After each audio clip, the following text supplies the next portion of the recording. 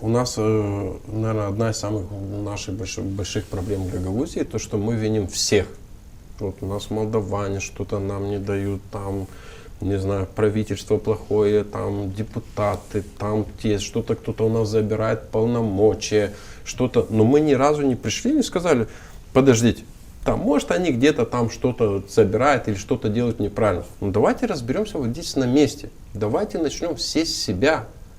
И давайте перестанем использовать эту Гагаузию не по назначению.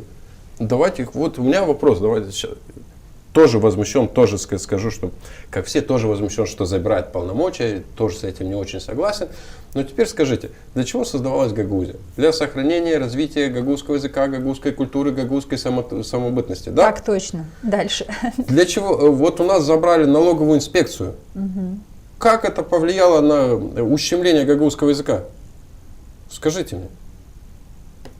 То есть вы хотите сказать, что во главу угла эти ценности не ставятся? Я понимаю, что полномочия нужны. Ну вот мы не сконцентрированы, что перестали меньше говорить на Очень гагаузском простой ответ, который в обществе есть. Забрав налоговую, как минимум политики, которые руководят процессами в исполнительном комитете, в Народном собрании, скажут о том, что отсутствие налоговой не дает возможности Гагаузии видеть, что мы зарабатываем, сколько мы зарабатываем, как мы живем. Как это влияет на общение на гагаузском языке?